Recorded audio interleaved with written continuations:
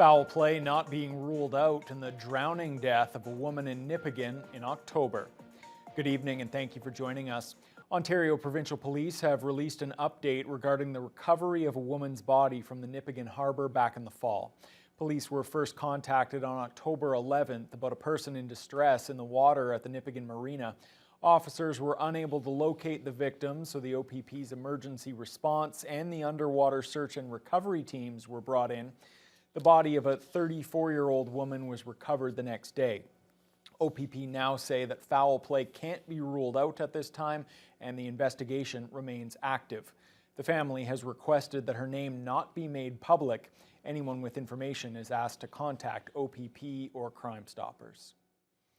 Thunder Bay Crime Stoppers is asking for more public support to help keep the organization going. The local branch chair made a deputation this morning to the Thunder Bay Police Board to shine a light on their difficult situation. Jessica Clement reports. The local Crime Stoppers branch is looking for more financial support from the community and other related agencies. Chair Soledad Nicol spoke at the Thunder Bay Police Board's meeting Tuesday morning. He says the organization's 4 board members are solely responsible for raising funds themselves, and there's significant competition for donations within the community. There are so many things going on in Thunder Bay, and when you put Crime Stoppers, you put so many other organizations.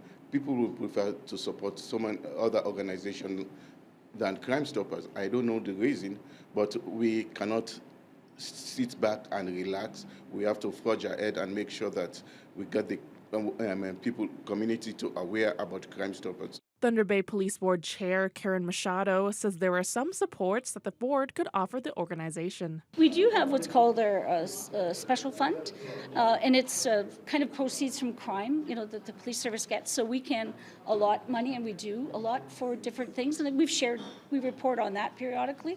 So there are some supports that we can offer. Along with funding, Nicol notes they're also looking for more members.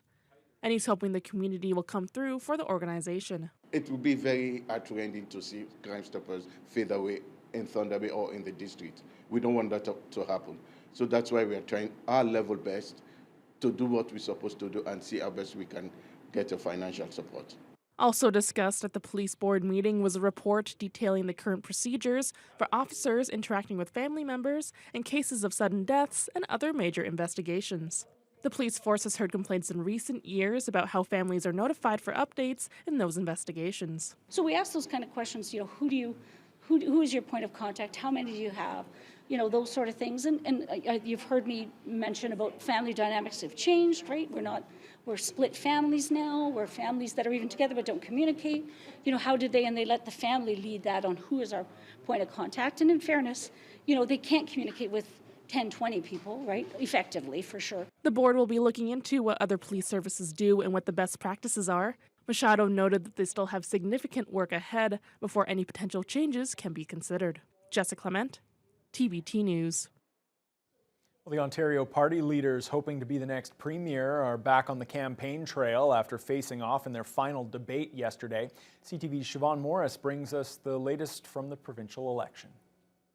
It was a seed planted by Bonnie Crombie in the final moments of Monday's leaders' debate. I'm asking those of you who voted NDP in the last election to vote Liberal. An outreach punctuated the next morning with an event in Hamilton. I'm reaching out today to NDP voters. Crombie insists the Liberals are the only party with a credible plan, the only option for voters who want to change. They'll choose me because they want a family doctor. They want lower wait times in their hospitals, and they want to live more affordably. The leader of the New Democrats thinks it's a revealing moment. I mean, that just tells you everything you need to know about that party, where they're at, right? Their path is they're just trying to make party status. When the legislature was dissolved, the Liberals didn't have the 12 seats required to be considered an official party. They're polling a distant second to Progressive Conservatives, with the NDP in third. I'm not messing around. I want to flip Conservative ridings to NDP orange. Stiles is also trying to protect seats from flipping the other way in Hamilton, Niagara, and the North. She's now fending off new attacks from the right, dubbing her party radical. Meet Marit Stiles and the NDP. Her candidates want to defund the police. To me, it's just classic, and it's a bit petty. But I think maybe he's a little rattled after last night. In the debate, Doug Ford tried to stick to what he has framed the election around. It's all about leadership. It's who do you believe is going to protect your family, protect your businesses, protect jobs, and protect your community. The PC leader out of sight today. His plans to fly to Sault Ste. Marie on hold after a crash at Pearson Airport. Thank you for the last-minute pivot. Mike Schreiner's campaigning pushed online by whiteout conditions in Flesherton, pitching the Greens' energy plan. We would remove the HST off of affordable alternative energy options for people. The Liberal leader's been taking heat for past offensive social media posts from a handful of candidates. Comments joking about sexual consent, women's bodies, the LGBTQ and Sikh communities. Bonnie Crombie has asked for apologies for those comments. I don't stand for them. They don't reflect who I am. I don't think they reflect the values of the Ontario Liberal Party. But she isn't removing any candidates. Siobhan Morris, CTV News. Well, we now continue our look at the candidates here in the Northwest. This week, we're talking with the main contenders in Thunder Bay Superior North, starting with the incumbent Lise Vaugeois from the Ontario NDP. Justin Hardy has more in this candidate profile.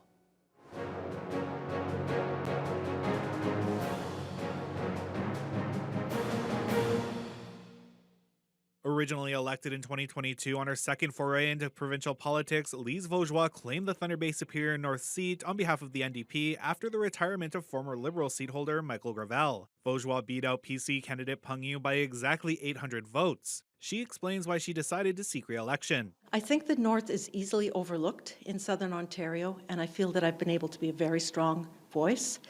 I've enjoyed getting to know people throughout the riding. I really love problem solving. And I think I've been very effective, and so I want to continue that work. Up until this latest election was called, Vaugeois served as the NDP's critic for seniors, as well as the party's critic for WSIB and injured workers. She has continuously criticized the Ford government for the state of highway safety in Northern Ontario, as well as the selling off of public assets over the past 30 years. I think of Highway 407. That should be bringing money into Ontario. We shouldn't have to continue to be paying for that highway. Hydro One was sold off by the Liberals, 60% of that. Now we've lost control and we wind up paying more. These are things that I think are mistakes, and we should be actually keeping those assets so that we have revenue for the public.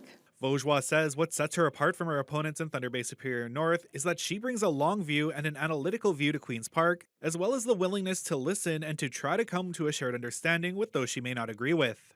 We live in a time of real division, and we have seen particular politicians using the stresses of our time to divide people from each other, as if we were in enemy camps.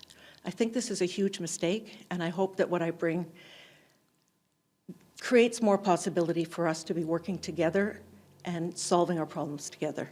Justin Hardy, TBT News. Tomorrow we'll hear from Brian Hamilton, the Liberal candidate in Thunder Bay Superior North. St. Ignatius High School hosted a charity basketball game today to raise money for Special Olympics. The epic match saw the Thunder Bay Police Force take on the Falcons senior basketball team, and the Special Olympians got to hit the court as well. Jaden Billick has the story. The gym at St. Ignatius was buzzing with energy as spectators cheered on both teams in a matchup designed to raise funds and awareness for Special Olympics. Grade 12 student and Falcons basketball player Lucas Dill says the friendly competition against City Police brought out some big plays and a shared commitment of giving back to the community. It just means a lot. You know, we're helping out the community, doing a good thing. We're having fun with our team there. It's a great group of guys. There wasn't that much on the line. It was more of a laid-back game, but had all the crowd out there. It was pretty fun. Just to help out the community, be able to raise money, spread awareness. As halftime hit, the St. Ignatius dance team energized the crowd with a high-energy performance.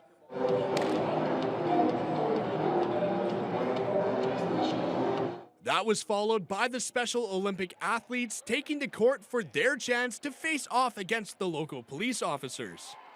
The crowd went wild as the athletes sank some pretty impressive shots like this one. The Special Olympians dominated both of their games. Noah Felice was proudly wearing his orange jersey and says he felt a little intimidated before the game. And we'll let him tell you just how well he did on this day. How many buckets did you get? I don't know. I want to say at least 4. At least 4? I think I counted 6, to be honest with you. Yeah. How does it feel to kind of be here and play in front of all these people? It feels amazing. The game continued after halftime with both teams battling for bragging rights. The Falcons gave a show-stopping slam dunk, but in the end, the police force secured a 76-67 victory. Organizer of the event and police officer Kyle Keller says all those participating were the real winners for the cause they supported. It was a tough game. We knew it was going to be going into it. They're a good team. They have a lot of practice. We have a lot of good players, but we're quite a bit older as well, right? So, is this a regular occurrence for you guys each year? We've done it quite a few times. I think this is I think this may be the first time we've done it here at Ignatius in quite a few years, and yeah, we try to get one every year. After the game, the organizers capped off the afternoon by donating $1,500 to Special Olympics Thunder Bay to support the local athletes. Jaden Billick, TBT News. Well, the Scotties Tournament of Hearts is into its 5th day at Fort William Gardens. Organizers say the big event is going very well so far. And starting today, busloads of school children are getting a chance to see the action during the morning draws. Brendan Miller has more. We know that the stands here have been very full over the opening long weekend at the Scotties. However, during the week, most people work.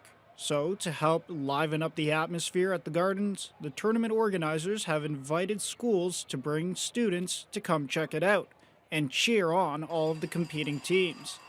Some students from Holy Cross Elementary told us why they enjoy curling. It's like a very hard sport to do. Why do you think it's so difficult? Just because you got to have a perfect throw and a perfect curl. What about you? I feel like it could change at any moment through any end. Vice Chair of the Scotties, Diane Emery, says it's been great having hundreds of children at the morning draw. It's going fantastic. You can hear the excitement in here. The kids are just thrilled. They're loving the curling. They're loving being up on the Jumbotron whenever the big yell goes up. That's usually what's happening. But when we put out the call to our local schools about coming to participate in this program, it sold out so quickly. So it was just the enthusiasm of these kids being here. Wednesday morning's draw will be extra special for Northern Ontario skip Krista McCarville. She's a teacher at Holy Family School, and the students from Holy Family will be among the busloads of kids at the Gardens for the hometown team's 9 a.m. draw against PEI. I know tomorrow Krista McCarville's entire school is coming, so it's going to be pretty loud in here for sure. On Tuesday morning, many of the students were cheering on Team Ontario rink against Yukon, and some of the kids on hand managed to get autographs from the members of the Quebec rink. Emery says it's just another example of how well everything has turned out so far at the Scotties. It's been great. The shuttle service has gone over very well. A couple glitches at the beginning, which is to be understood, but it's really been appreciated by the public. Parking around this area is a challenge. There's still tickets available. We encourage folks to check with the Fort William Gardens box office. During the week, of course, available seating. So far, so good at the Scotties. Meanwhile, the patch is also open every day and night inside the Fort William Curling Club, and admission there is free of charge. Brendan Miller, TBT News.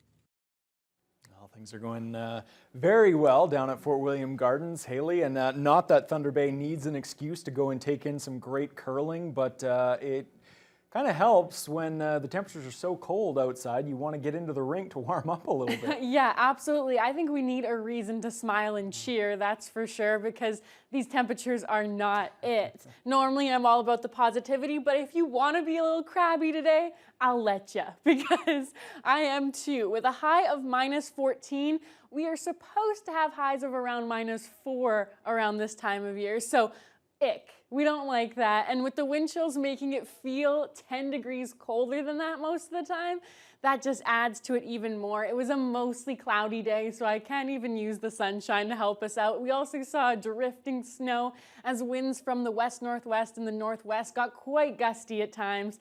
So it was a day. If you're a little chilly, so is everyone. And you know, the wind chills last night too got quite cold. We saw a wind chill of -34 early this morning. But it wasn't even the worst in the region, as areas like Red Lake, Kenora, and Dryden all saw wind chills in the -40s early this morning, around 7 to 8 a.m. So even -42 wind chill in Kenora early today. So they are definitely feeling it, and daytime highs are what you're seeing here on the board. We see -17, -18 in a lot of places to the west. And yeah, it's definitely not what you're hoping to see, but at least there's a little bit of sunshine on the western portions. We see mostly cloudy up in Red Lake, but the sun did come out for Fort Frances today. They're at -16. Once again, wind chills often making it feel 10 degrees colder. Areas like Atikokan, though, their winds weren't too gusty, and they have a high of -15, so not too bad. Nipigon, up north in Armstrong and eastward, is where you really started to see those wind gusts from the west-northwest, around the 20 to 40 kilometer an hour range. We saw some light snow in Armstrong around 4 o'clock onto this hour. Greenstone saw light snow all overnight and into today as well. Marathon saw some blowing snow today. Luckily, Wawa got a little bit of a break. Their winds were just moderate with some light snow. They're at -16 right now. And we're seeing -10 in Sault Ste. Marie. Now, they've been having blowing snow. Their winds have been more gusty into the 50 kilometer an hour range at times. So gustier there with some light snowfall as well. Now for tonight, we could see a little bit of snow as well, around 2 centimeters, and it will be mainly cloudy skies again, but luckily our low won't be in the -20s. Of course, the wind chill will make it feel that way, but -17 will be our low, which is closer to what we're looking for this time of year. Those northwest winds will be dying down a little bit, Ryan. So it's getting better, and it will get even better for the weekend. So I know we're still a ways away from the weekend, but it's a good time to start to get hopeful. Yeah, absolutely. You know, I'm a sucker for punishment, so I was looking up Environment Canada and the typical temperatures for this time of year. Yeah, -5. It made me feel a little depressed that we're still seeing the temperatures, about 10 degrees colder than that. Yeah. All right, thanks a lot, Haley. Okay, well, it was a stunning situation yesterday at Toronto's Pearson Airport where a Delta flight crashed upon landing, wound up on its roof. 21 people sent to hospital. Fortunately, no fatalities. We'll have the latest on that investigation when your news hour continues right after the break. The airplane banks slightly to the right, and then the right landing gear touches down, and I think that's where the right wing broke off.